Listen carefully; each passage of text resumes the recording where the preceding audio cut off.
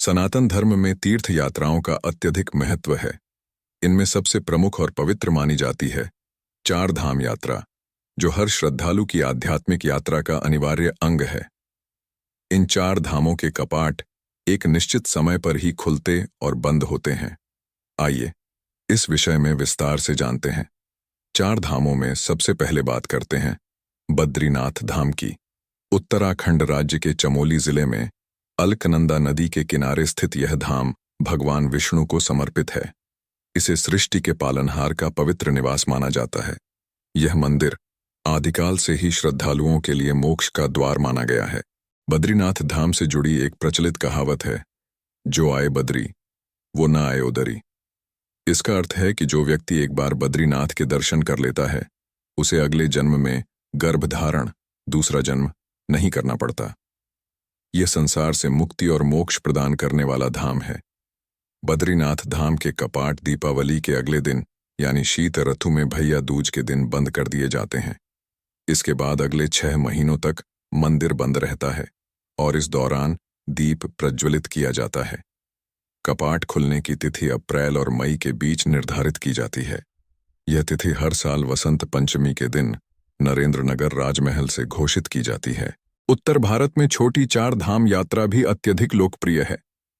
इसमें श्रद्धालु सबसे पहले गंगोत्री और यमुनोत्री धाम पहुंचते हैं। यहां से जल भरकर वे केदारनाथ धाम जाते हैं, जहां भगवान शिव के ज्योतिर्लिंग पर जल अर्पित करते हैं। केदारनाथ के दर्शन के बाद भक्त बद्रीनाथ धाम पहुंचते हैं। यहां भगवान विष्णु के दर्शन कर वे अपनी यात्रा को पूर्ण करते हैं।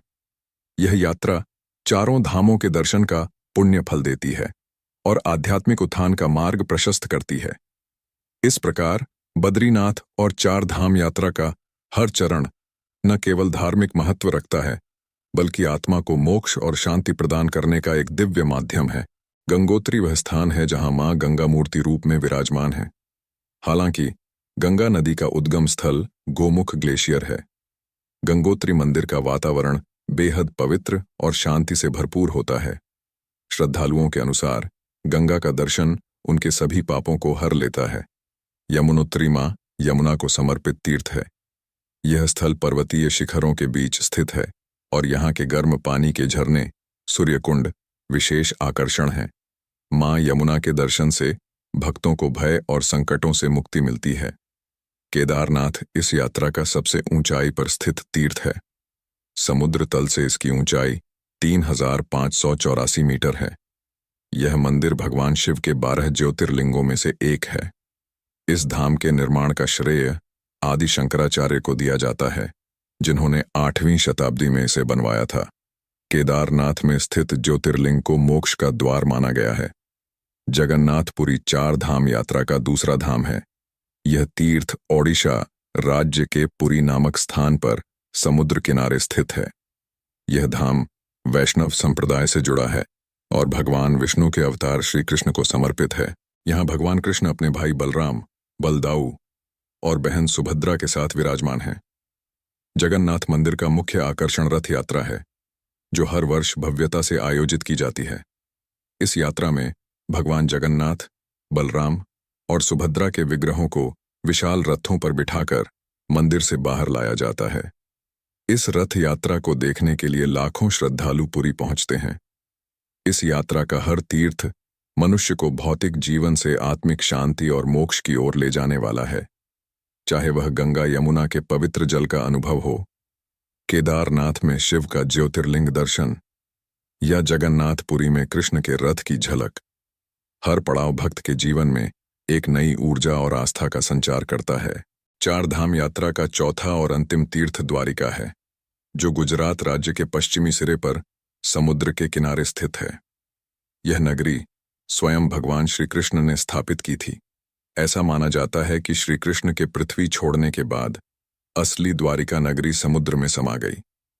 वर्तमान समय में द्वारिका के बेट द्वारका और गोमती द्वारका नामक 2 प्रमुख अवशेष शेष हैं।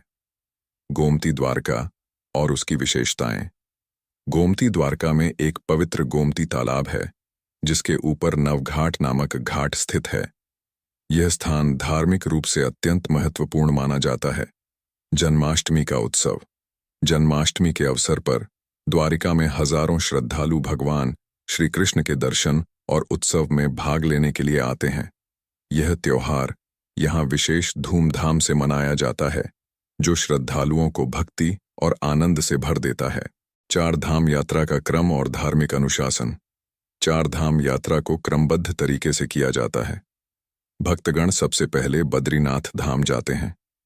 बद्रीनाथ, यहाँ पर गंगोत्री से जल भरते हैं और आसपास के तीर्थों का दर्शन करते हैं। जगन्नाथपुरी, इसके बाद जगन्नाथपुरी पहुंचकर भगवान जगन्नाथ के दर्शन करते हैं। रामेश्वरम, तत्पश्चात रामेश्वरम जाकर भगवान शिव पर जल चढ़ाते हैं। द्वारिका, अंत में द्वारिका पहुंचकर भगवान श्री कृष्ण के दर्शन करते हैं। विष्णु अवतार और चार धाम की विशेष मान्यता। चार धाम यात्रा के संबंध में एक अद्भुत मान्यता है। ऐसा कहा जाता है कि भगवान विष्णु के अवतार समय समय पर इन चार धामों में अलग अलग कार्यों के लिए आते हैं। रामेश्वरम, भगवान विष्णु यहाँ स्नान करते हैं।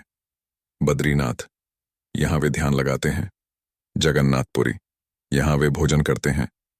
द्वारिका, यहाँ वे विश्राम करते हैं।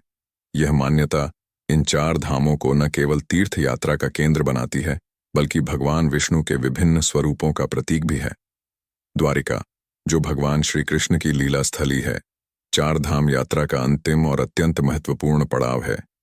यह यात्रा भक्तों के लिए न केवल शारीरिक यात्रा होती है, बल्कि आध्यात्मिक शुद्धिकरण और मोक्ष प्राप्ति का मार्ग भी है।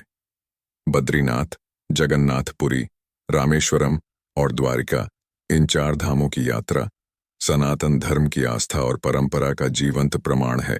अगर आपको यह वीडियो पसंद आया हो और ऐसा लगा हो कि इसको बनाने में हमने मेहनत की है, तो वीडियो को लाइक और द मिस्टीरियस एज चैनल को सब्सक्राइब किए बिना ना जाएं। और हाँ, कमेंट बॉक्स में हर हर महादेव लिखना बिल्कुल भी ना भूलें। हम जल्द ही मिलेंगे अगले वीडियो में।